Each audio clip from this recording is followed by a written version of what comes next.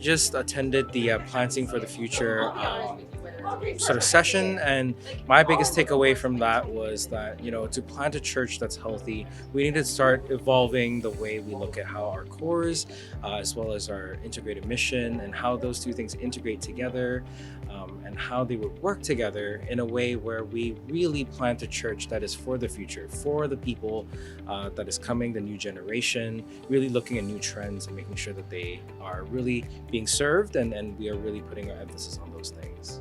Yes, I'm very excited. This is something that New Fan Brass has been looking forward to for a while now, and with COVID, we didn't get to play much together, so this has been something we've all been looking forward to, and we're super excited to meet youth from other bands as well as you.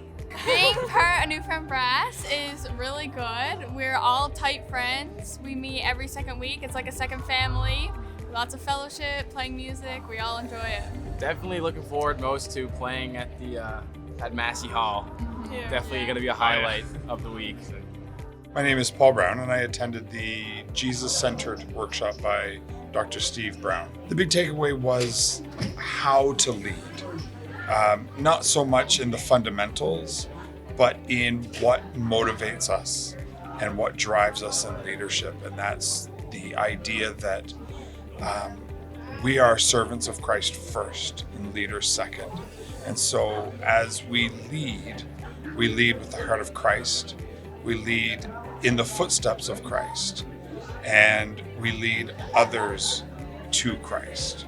I just attended the trauma-informed care workshops. It's about caring about others. We're looking at how we can continue to support the people that we serve, and then also the employees that work for this wonderful organization. And I think it was a topic that everyone could relate to in one way or another. So either we have experienced trauma ourselves, or we serve people who have experienced trauma as well. It was great to see that as an organization we all come together to really not only support each other as employees or officers, but also support the people that we serve. With MSHT, modern slavery, human trafficking, this is something that's happening in Canada and Bermuda. No matter where we live, no matter what we're doing around us, it is happening. So we have what we call our territorial fight for freedom strategy, where we're really focused on awareness and education, prevention and outreach, providing support services to people with lived experience, and then engaging in collaboration, partnership, and advocacy. So in all four of those areas, we're very intentional and very active in the work that we do. First Century Churches delivered all three kinds of ministry: the sermons, the small groups, and the compassion and justice, where I think for a lot of us, especially with the Salvation Army, we see church as the sermons and small groups, and our mission or our hope centers or our outreach as the operationalized compassion and justice. We don't necessarily integrate them together. The First Century Church did all three of those, and church wasn't just defined as the place you go for the sermons and small groups. I think the biggest thing for a church to get started is to consider what question they're asking. Most churches will get together and say, how are we going to fill this room?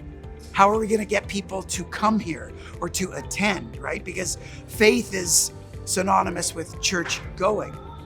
I think if a core started with the opposite question and said, what difference in Jesus' name could we rally around to make uniquely in our community that would paint the picture of incarnate love to people, that would actually, not just paint the picture of Jesus, but draw people in to a greater degree. I would want people from the Salvation Army across Canada and around the world to appreciate the sense of opportunity you have for the future.